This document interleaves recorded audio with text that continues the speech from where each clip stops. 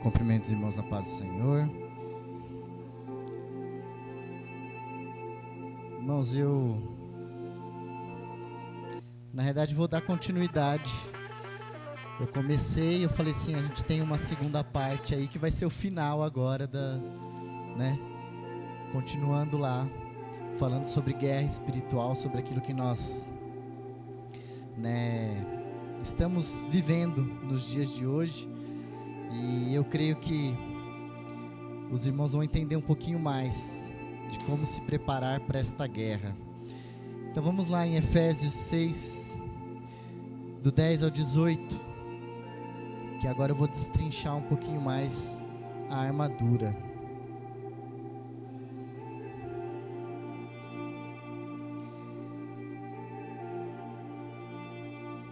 No demais, irmãos meus, fortalecei-vos no Senhor e na força do seu poder. Revesti-vos de toda a armadura de Deus, para que possais estar firmes contra as astutas ciladas do diabo. Porque não temos que lutar contra a carne e o sangue, mas sim contra os principados, contra as potestades e contra os príncipes das trevas deste século, contra as hostes espirituais da maldade nos lugares celestiais. Portanto, tomai a armadura de Deus, para que possais resistir o dia mau, e havendo feito tudo, ficai firme. Estai, pois, firmes, tendo cingido os vossos lombos com a verdade, e vestida a couraça da justiça, e calçados os pés na preparação do evangelho da paz, tomando sobretudo o escudo da fé, com o qual podereis apagar todos os dardos inflamados do inimigo. Tomai também o capacete da salvação e a espada do Espírito, que é a palavra de Deus, orando em todo o tempo, com toda oração e súplica no Espírito, e vigiando nisso, para que toda perseverança e súplica para os santos. Amém, irmãos? Um texto bem conhecido.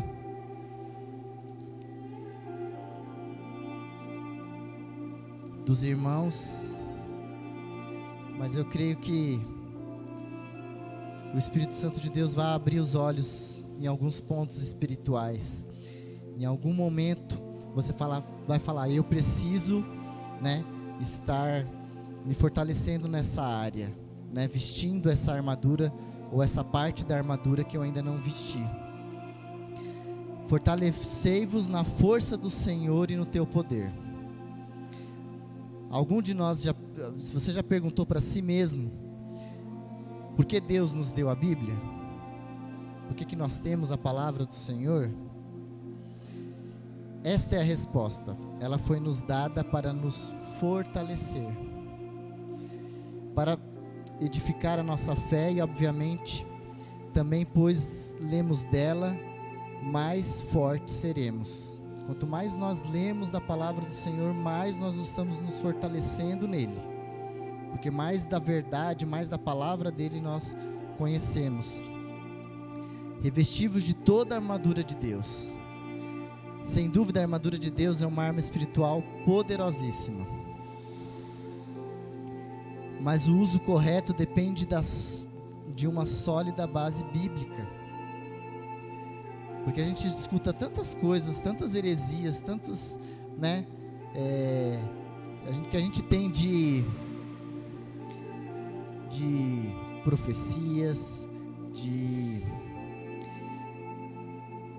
pessoas falando ou distorcendo a palavra de Deus, ou usando até mesmo erroneamente, às vezes até na própria pureza da pessoa, do jeito que leu, vai e transforma aquilo e está pecando, está errando naquilo, Então nós precisamos saber como realmente usar a armadura de Deus.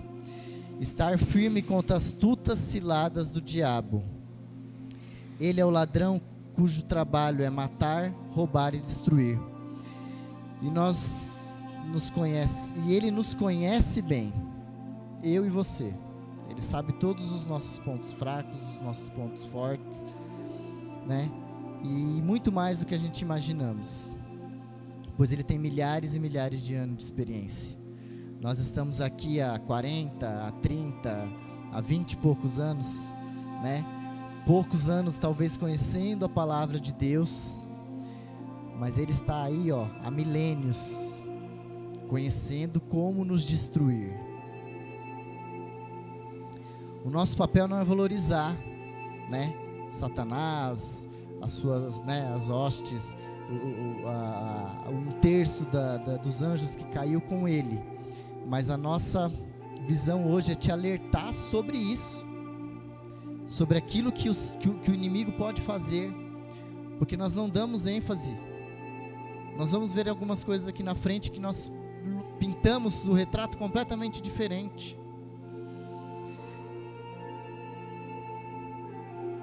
Nós precisamos discernir a ação do inimigo em nossas vidas e ao nosso redor, não ignorando os seus ardis, não ignorando aquilo que ele pode fazer contra nós, porque não temos que lutar contra a carne e nem o sangue.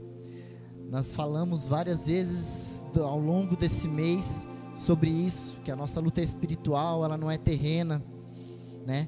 O apóstolo Paulo diz: a nossa luta não é contra a carne nem o sangue, mas contra os demônios, né? E às vezes coisas simples nos entristece. Discussões por causa de dinheiro, por causa de roupa, por causa de algum eventual dentro de casa, né? E o cenário vai influenciando e as forças malignas vão entrando e você não percebe. Nós temos que estar sempre atento, porque pode ser, né, uma seta do inimigo e a gente não vai deixando, né, vai acontecendo, em vez de nós cortarmos o mal pela raiz. O diabo, ele é mestre em transformar ambientes de paz em guerra. Uma confusão pode começar por um simples olhar.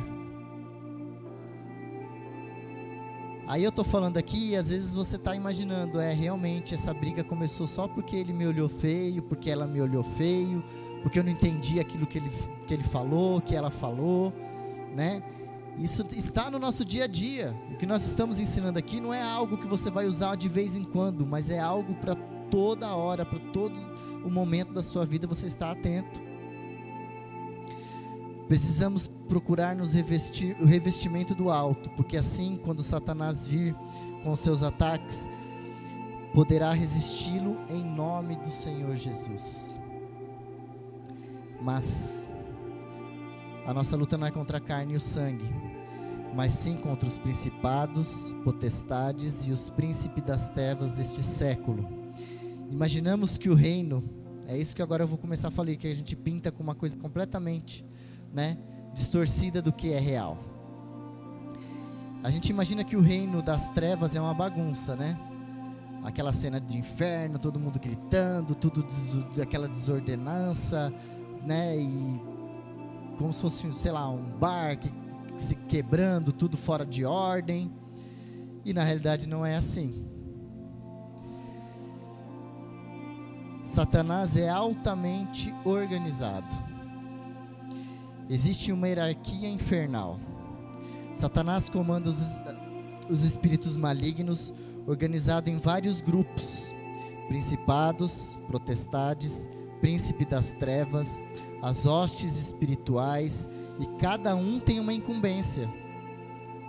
Cada um tem algo específico para fazer.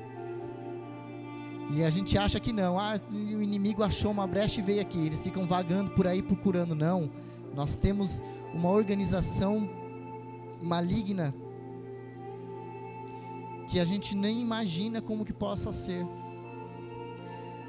Agora eu vou comparar com o nosso sistema de governo, para vocês entenderem um pouquinho o que significa cada um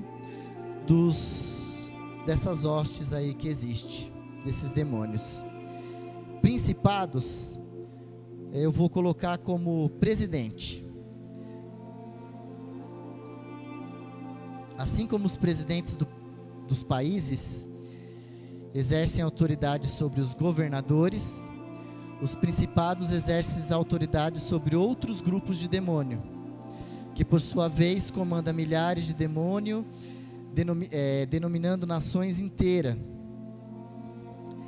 Regiões são escravizadas, por exemplo, o seguro espiritual, que nós temos aí alguns países, né, que existe uma cegueira espiritual, né, nós falamos, por que esse país a gente não consegue, a gente manda missionário, a gente manda, né, e aquele país não se liberta disso, porque tem uma influência maligna muito grande nesse país.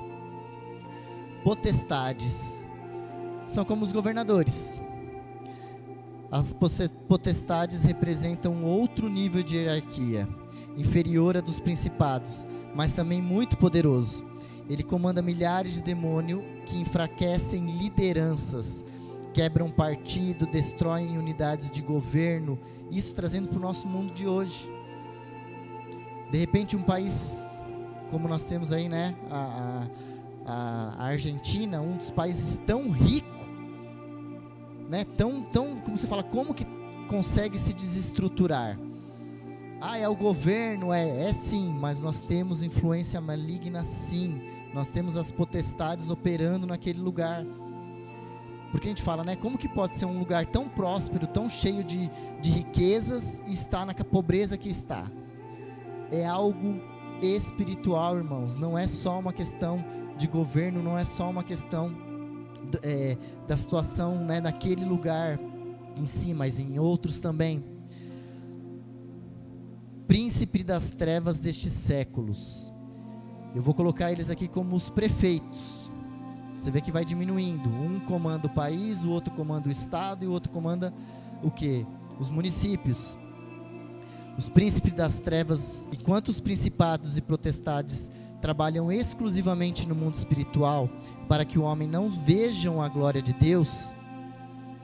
não conheçam Jesus, os príncipes, né, das trevas trabalham diretamente com o reino de Deus e a igreja, produzindo caos, guerra, heresias, destruição de famílias, e assim vai.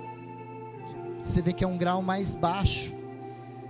Então esse demônio, ele não vai lá mexer no governo, ele tem algo específico. É esse que está aqui para nos atrapalhar. Hostes espirituais na maldade em lugares celestiais. Vamos supor que eu já cheguei nos prefeitos, então vamos supor que são os funcionários das repartições públicas aí que a gente precisa, né? Nós temos a área da saúde, prefeitura, né? Tem várias questões aí que tem os funcionários, que às vezes alguns podem falar assim, que até realmente parece uns demônios, né? Que às vezes para você conseguir alguma coisa da prefeitura, abrindo um parênteses aqui, conseguindo alguma coisa, né, de alguma repartição pública é difícil, é com muita oração mesmo, mas não é isso. As hostes espirituais são tropas, exércitos de demônios que estão prontas para atacar a qualquer momento, em qualquer lugar onde a batalha tem sido mais remida. Entidades malignas são enviadas a todos os instantes contra pessoas, grupos ou nações. Exercem autoridade também sobre os perdidos e sobre aqueles que rejeitam Jesus. Produzem doenças, enfermidades, vícios, angústias, medos e desastres. Vamos colocar aí que de repente o que a gente viu que se espalhou e que a gente pode ver como um ataque das hostes espirituais foi o Covid.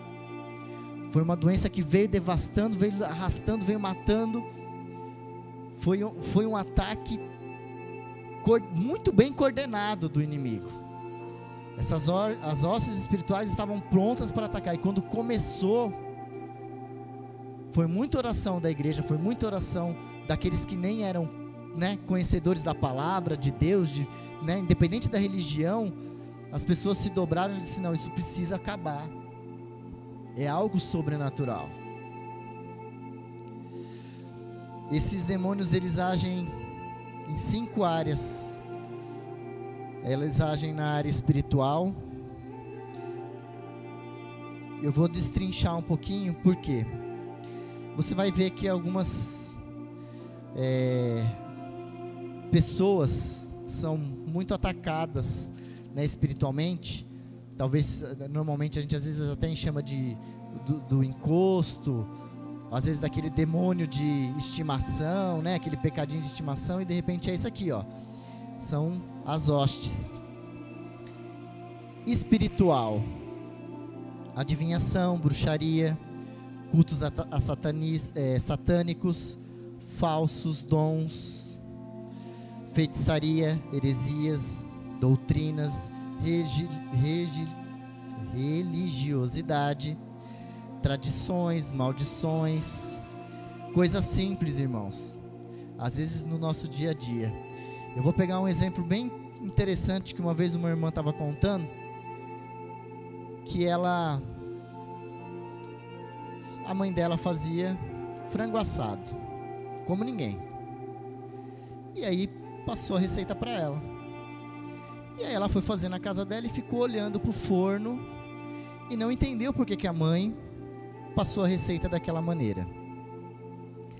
Mandou cortar as coxas e as asas, e assou só a parte do meio do frango, o peito. E ela falou: mas por que não assar tudo? Aí ela foi perguntar para a mãe: mãe, por que você arranca? Ela falou assim: filha, não sei. Vamos perguntar para sua avó? Porque ela me ensinou assim, e assim eu estava fazendo. Aí fui perguntar para a avó falou: olha, não sei, a minha mãe me ensinou assim, vamos perguntar para ela? Aí a gente vai lá na senhorinha de mais idade, né?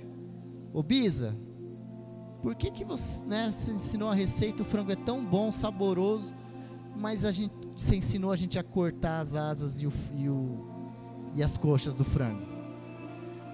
Ela falou assim: então, veja bem, na minha época, os fornos a lenha, de barro, era pequeno, não cabia o frango inteiro.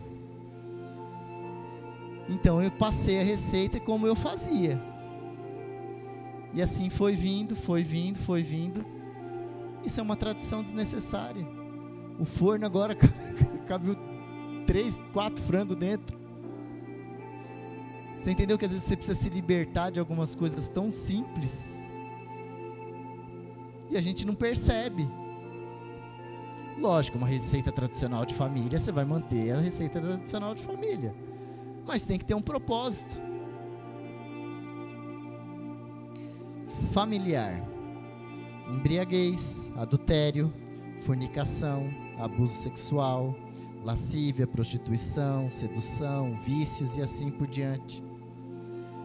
Aí a gente pode falar: é um encosto, né? Porque aquele cara, tantos anos que eu conheço, ele tenta sair da bebida e não consegue. Ele já foi para a igreja, ele já ficou quantas vezes internado em alguma casa de recuperação. Isso é um demônio que a pessoa não consegue se livrar, não quer se livrar, não consegue se livrar. Eu conheci um rapaz há muitos anos atrás, a Miriam deve lembrar dessa história. Nós fazíamos o culto na minha casa. Toda quarta-feira tinha culto na minha casa. Vinha um pastor, amigo nosso, e tinha um vizinho que morava no mesmo quintal. E ele vinha, mas ele bebia, tinha uns problemas de saúde mental, mas até então, uma pessoa tranquila, normal, né, dentro da normalidade dele. E engraçado que esse pastor, toda vez que a gente vinha, ele fazia o culto, a gente orava, no final do culto se manifestava, o inimigo se manifestava, o pastor ia lá e expulsava,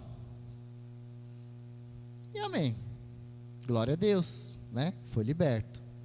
E aí passou 1 mês, 2, toda quarta-feira, 2 meses, toda quarta-feira a gente expulsava os demônios dele. Ele falou: mas por quê? Vamos orar, vamos tentar. Até que eu descobri. Porque na quarta-feira a gente tirava os demônios, na sexta-feira ele ia lá para o centro pegar os demônios de volta.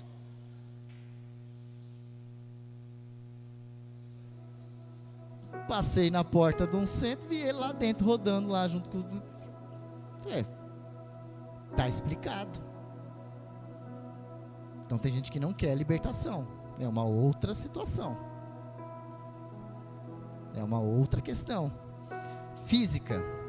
Insônia, sistema nervoso abalado, fraqueza, dores, desânimo, preguiça, dores hereditárias. Nós falamos tanto disso, né? Dores hereditárias, né? Maldição hereditária, minha família, né? Meu pai morreu disso, eu vou morrer disso, minha não sei o que morreu disso, né? E nós temos que quebrar isso. Quando nós estamos em Cristo, nova criatura nós fomos. Tudo foi levado na cruz do Calvário por Ele. Moral.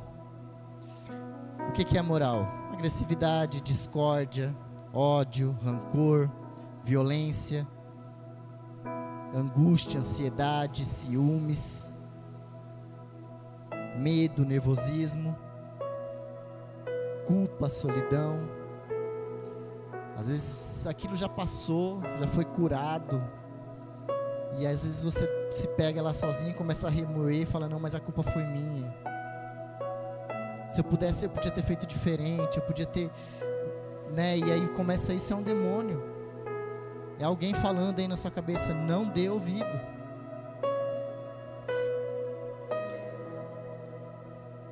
Financeiro, ele também age na miséria, na avareza, derrota, ruína, na inflação, desemprego, glutonaria, né? Eu costumo dizer assim, não vá fazer compra com fome,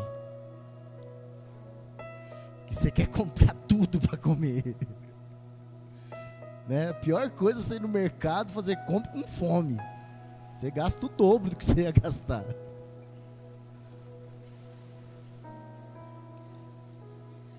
Egoísmo, né?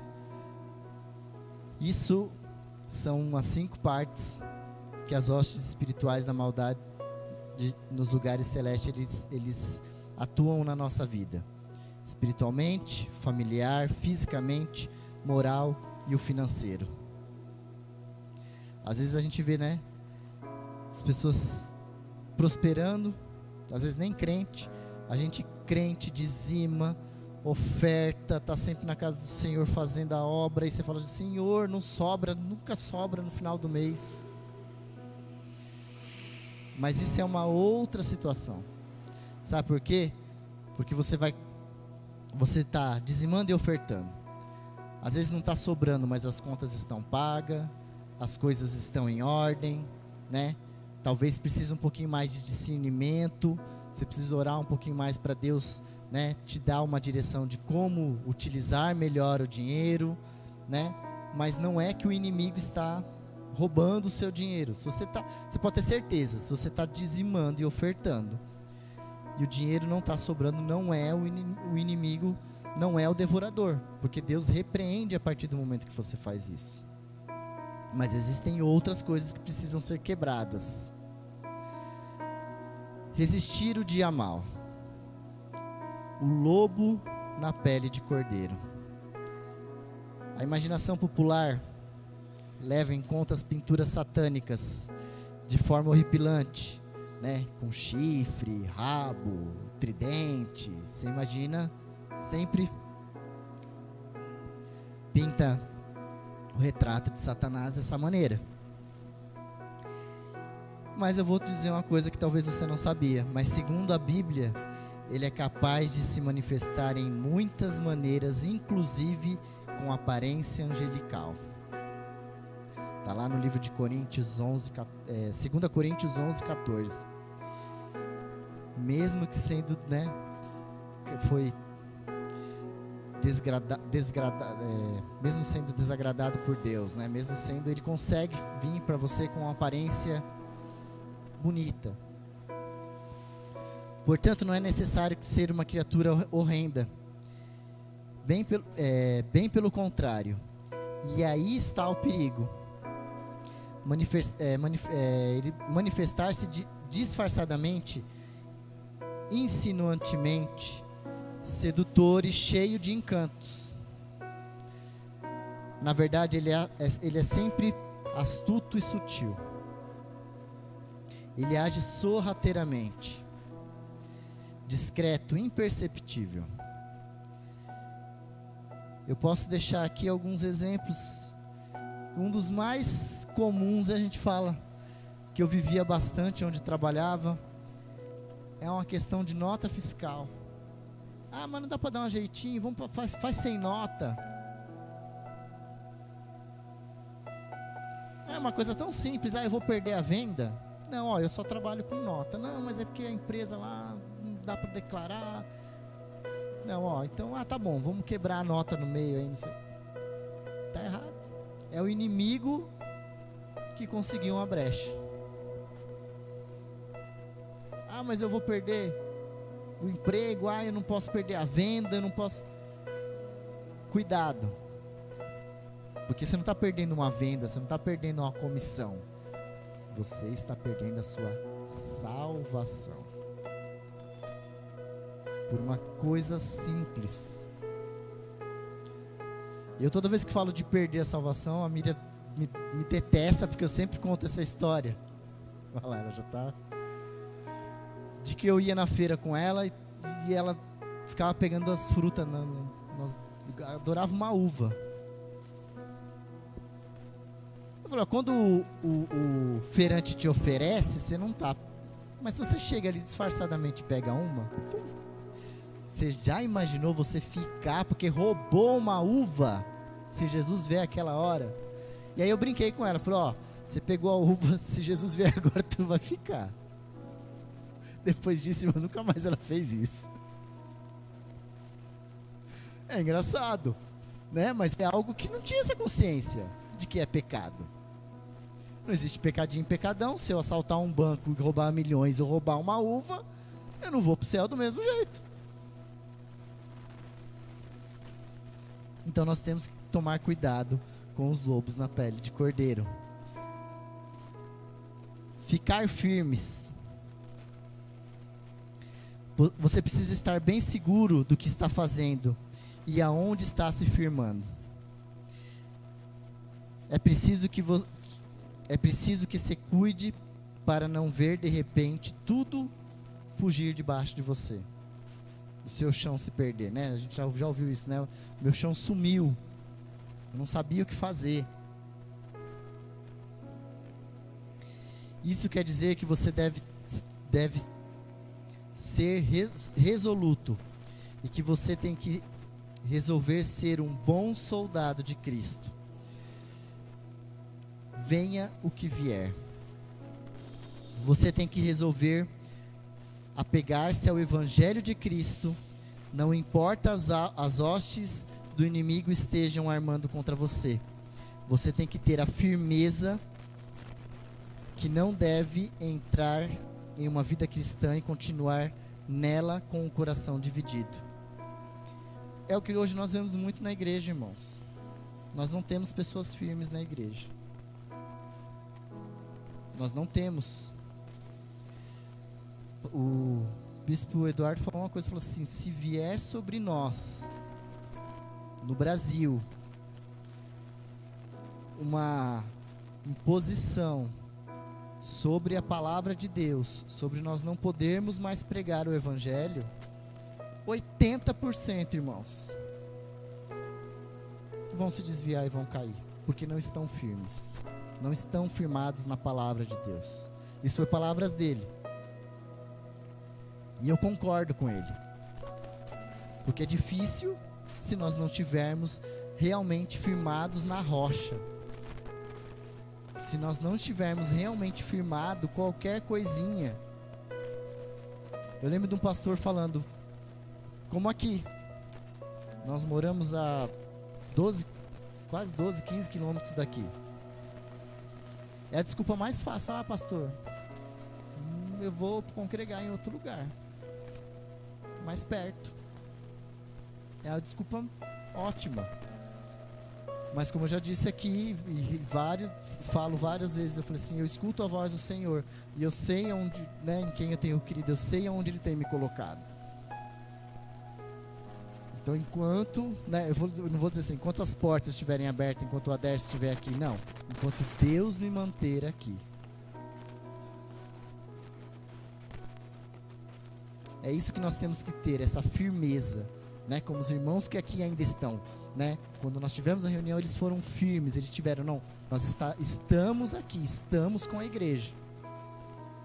Isso é estar firmes e não vacilantes, não em dois pensamentos, né? Não com o coração dividido. Porque com o coração dividido é muito fácil nós arrumarmos uma desculpa para se desviarmos completamente do Evangelho.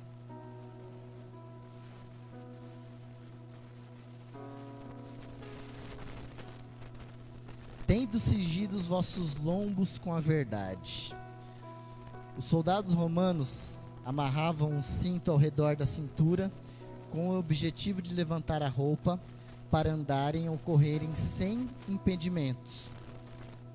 Além disso, um guerreiro cinge os lombos com o cinto para proporcionar firmeza ao corpo para suportar as demais peças da armadura. Se o cinturão estiver frouxo, o restante da armadura fica balançando. Devemos ter conhecimento e entendimento da palavra de Deus.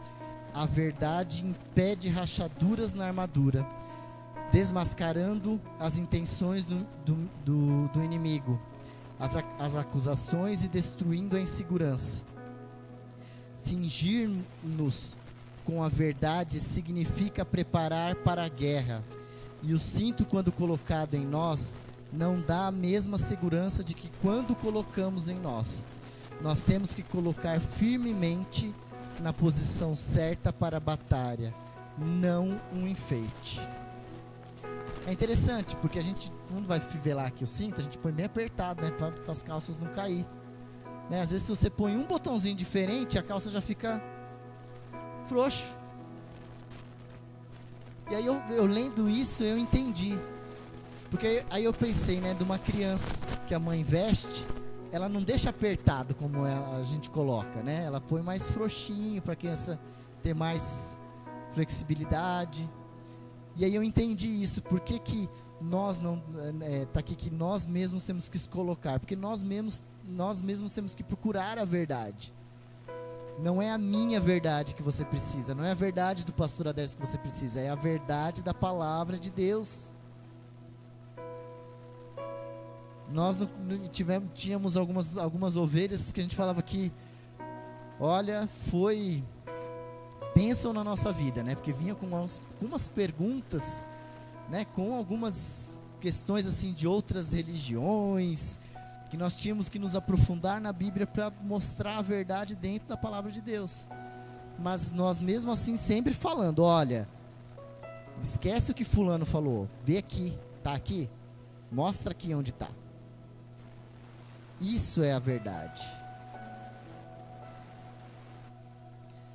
E revestindo da couraça da justiça. Gostaria de destacar duas coisas nesses versículos. Primeiro, a armadura é de Deus. Não é uma armadura que você construiu. Pelo contrário, é uma armadura que foi construída por Deus. Segundo, é você que coloca essa armadura. Deus não vai colocá-la por você. Deus a fez disponível. Ela está lá, do seu tamanho, prontinha para você. Ao contrário lá de Davi com a armadura de Saul, que não servia. Deus fez exatamente para você, no seu número, no seu tamanho. Agora você tem que colocá-la. Essas duas coisas são muito importantes para a compreensão do verso seguinte. Lá ele afirma, a couraça da justiça, na qual vamos concentrar a nossa atenção aqui. Há várias partes da armadura, que são descritas nos versículos 14 a 17. E não foi dado o nome por acaso. Deus tem uma razão para o que ele diz. Assim devemos perguntar, qual é o trabalho da couraça? Acredito que a maioria de nós sabe a resposta. Em uma armadura, a couraça protege o peito. Como você sabe, protege o coração. Um instrumento vital para as nossas vidas. Está localizado no lado esquerdo do peito. Portanto, uma das tarefas mais importantes da couraça é proteger o coração. Biblicamente, a palavra coração descreve a parte interior da mente e do interior de um homem, que está em nosso coração, determina o que somos, lá em Provérbios 3, 23. Essa é a peça da couraça da justiça. E que justiça é essa? Você vê, estamos acostumados a ler esse versículo usando uma ideia pré-concebida de justiça pelas obras. Assim pensamos que a justiça referida nestes versos é a nossa justiça própria. Nós dissemos se foi bom o suficiente ou se fiz boas obras. Então eu sou justo. No entanto, esquecemos que a Bíblia diz: portanto ninguém será declarado justo diante dele, de Deus, pelas obras da lei, lá em Romanos 3:20. A justiça aqui não é a nossa própria justiça, mas a justiça de Deus. Quando nos protegemos nosso coração com a couraça da justiça de Deus, então, o que as Escrituras dizem lá em Romanos 8:1 está cumprido em nossas vidas. Portanto, nenhuma condenação há para aqueles que estão em Jesus Cristo. Isso que nós temos que revestir a couraça da justiça. E calçado os pés na preparação do Evangelho da paz. Nenhum soldado romano estava na batalha sem os calçados, as quais eram na verdade botas de solas grossas. Estes calçados permitiam que o soldado andasse sobre todo tipo de terreno e também marchasse por longas distâncias, cada vez mais rápidos para surpreender o inimigo. As botas possuíam metal, a qual permitia que o soldado permanecesse em pé em ladeiras escorregadias e em superfícies irregulares. Ao longo dos anos, diversos especialistas em guerras perceberam que os romanos conseguiram conquistar tantos territórios em parte porque usavam os calçados adequados. Que interessante, né? A gente saiu um pouquinho da Bíblia e um pouquinho para a história. Vamos pensar que essa parte era necessária, é necessária para revestirmos os pés, as sandálias do Evangelho da paz. Os pés geralmente na Bíblia se associam à pregação do Evangelho. Entendo que os pés simbolizam a pregação do Evangelho e que o apóstolo Paulo quis dizer com o Evangelho da paz. Em Colossenses 1:20, Paulo diz que, havendo por ele feito a paz pelo sangue da sua cruz, porque por meio dele reconciliasse comigo mesmo todas as coisas, tanto as que estão na terra quanto as que estão no céu. Tendo feito paz, significa que não havia paz. Havia inimizade entre o homem e Deus, e em Jesus haveria reconciliação da terra com o céu. Devemos pregar o Evangelho da paz, o Evangelho da reconciliação. Tomando sobretudo o escudo da fé. O escudo é uma arma defensiva e a principal meio de proteção durante as batalhas. É uma peça indispensável, pois ele protege o soldado dos golpes do adversário ou então dos ataques de flecha. Nosso escudo é revestido de fé, e ela é que nos protege dos dardos inflamados do inimigo. Então, para que nos proteger dos dados inflamados do inimigo, precisamos exercitar, praticar a nossa fé. Primeiro vamos ver quais são esses dardos. São as tentações, as dúvidas, as propostas mal intencionadas, as mentiras, as oposições, né? Aquilo que eu já falei um pouquinho, que as hostes espirituais nos tentam atacar, né? De alguma maneira. Dúvidas. Há muita dúvida, todo mundo tem dúvidas, né? Existem muitas dúvidas aí pelo mundo, nas nossas mentes. Mas a dúvida que o inimigo quer implantar em nosso coração é sobre a fidelidade e o amor do Senhor. Quando duvidamos que Deus está conosco, que está nos vendo e que se importa conosco, também passamos a questionar as ações de Deus, perdendo a fé, perdendo o nosso escudo, e sem o nosso escudo as flechas lançadas pelo inimigo conseguem nos atingir, incendiar toda a nossa vida. E esse é o desejo dele, de nos ver fraco e sem proteção. Principalmente, nós temos aí, que eu acho que é o que mais está sendo gerado hoje, que veio com a pandemia, né? A gente vê a parte mental das pessoas muito abalada, né? Muitas pessoas com depressão, né? Se sentindo sozinho no meio de uma multidão. Isso é o inimigo. Isso é a dúvida que ele quer te colocar, né? Será que eu realmente sou amado? Será que realmente as pessoas que estão à minha volta me amam? E assim começa a surgir a dúvida. E aí aquilo começa, que nem que eu falei, de um simples olhar. Você fala, aquela pessoa não gosta de mim, né? E você vai colocando, vai gerando, e o inimigo vai trabalhando. E quando você vê, cadê a sua fé em Deus? No amor de Deus?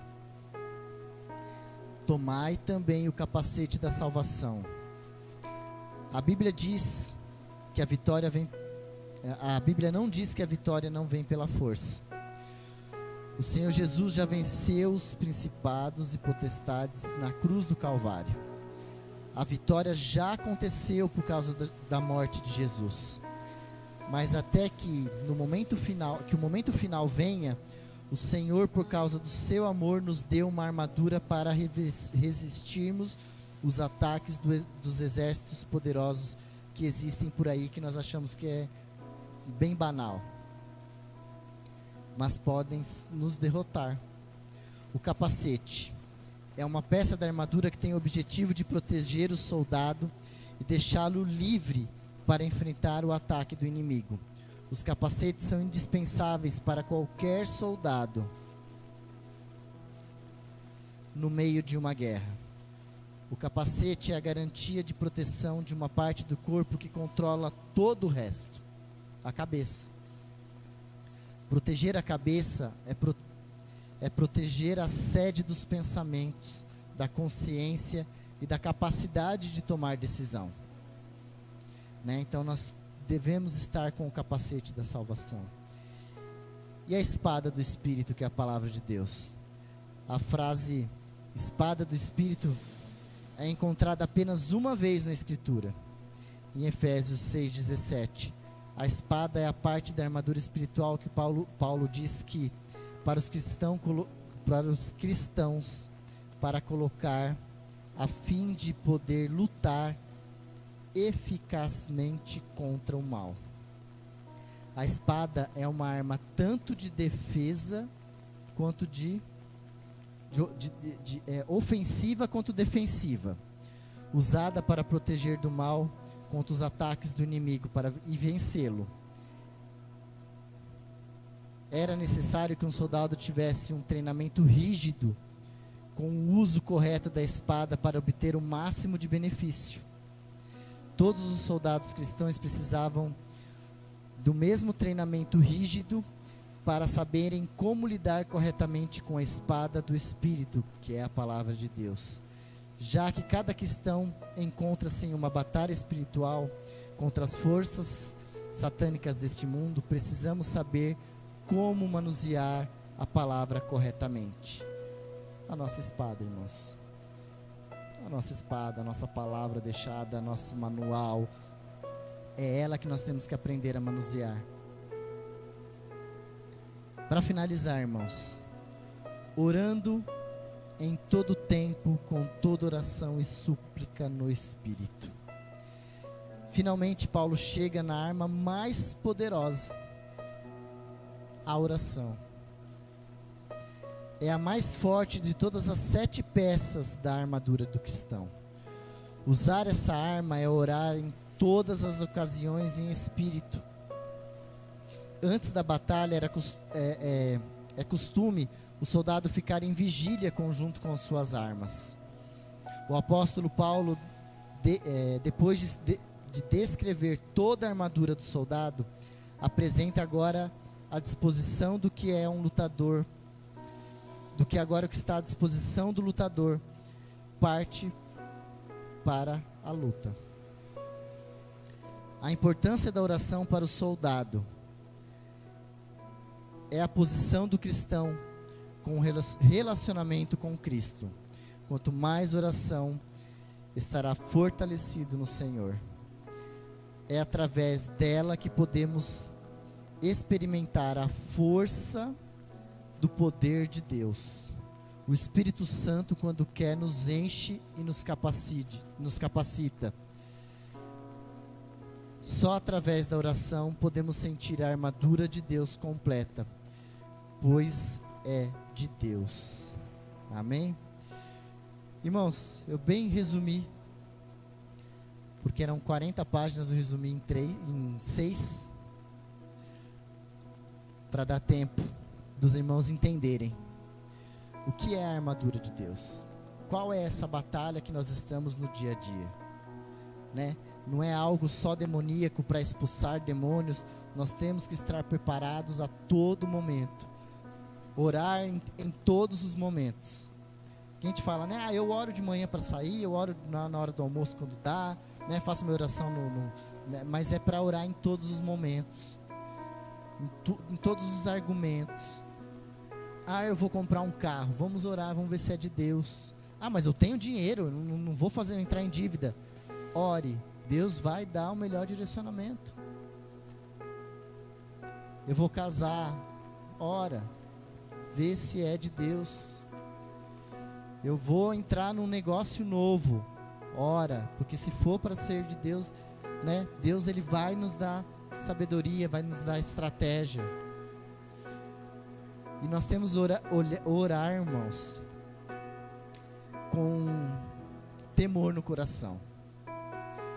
Porque é bem interessante. Porque quando você tem algo no seu coração que pode ser enganoso, e você acha que é de Deus, eu já vi pessoas fazendo assim, Senhor, fala comigo. Abre a palavra. Senhor, será que é? Aí pega qualquer versículo e tira qualquer coisa daquele versículo. Tanto para o sim, quanto para o não, quanto para pecar, para não pecar. E ainda fala que foi Deus que falou através da palavra dele. Nós temos que ter temor da palavra do Senhor. Aquilo que o Senhor pode fazer, aquilo que o Senhor pode mudar em nossas vidas, né? Muitas vezes a gente fala, Senhor, me ajuda a pagar essa dívida, né? Agora eu não estou conseguindo mais pagar essa dívida. Mas aí o Senhor, quando foi fazer a dívida, você não consultou Ele. Aí agora para pagar, você vai lá pedir ajuda para Ele, né? Então nós temos que ter esse discernimento, irmãos. É para fazer? Amém. Se não é, amém também. Ele vai continuar sendo Deus, você vai continuar sendo servo dele. E pode ter certeza que Ele tem algo muito melhor preparado para você. Então não tente, como se diz aí no mundo, né, colocar a carroça na frente dos bois. Peça direção para o Espírito Santo de Deus, que Ele vai derramar sobre você dons, vai derramar, né, no seu coração aquilo que é para você fazer. Quantas vezes, às vezes você faz aquela coisa falando, não vai dar certo, isso aí Deus não está no negócio, mas eu vou fazer só para ver o que vai dar. Aí quando termina, você fala, Senhor, realmente, né, eu tinha razão, né, que o Senhor não estava no negócio. Que nós venhamos ser assim. Que nós venhamos ser lavados e remidos no sangue do Senhor. Que nós possamos vestir as armaduras de Deus. Que nós possamos entender o que Deus quer e qual o propósito dele em nossas vidas. Que nós possamos ter discernimento para as coisas espirituais ao nosso redor. Para quando uma pessoa falar muito duro com você, ou não falar nada para você, você entender que foi algo do inimigo, né? E que aquilo vai passar e que o Senhor vai restaurar e o Senhor vai recuperar, vai fazer. Que Deus, Ele possa transformar vidas através dessa palavra. Que você possa entender o que é realmente estar numa batalha, o que é realmente vestir, né, a armadura completa. Que você possa nessa noite entender isso. E que no momento que, como eu disse lá no começo, naquele domingo, que nós, quando vemos para a igreja, aceitamos o Senhor, nós estamos nos alistando para essa batalha. Então, que nós não ficamos em cima do muro sem a armadura, porque nós facilmente seremos derrubados, facilmente nós seremos, né, destruídos pelo inimigo. Que nós possamos realmente estarmos como soldados de Cristo, prontos para a batalha. Amém? E assim eu agradeço a minha oportunidade. Devolvo a palavra para o pastor. Sou Igreja de Deus.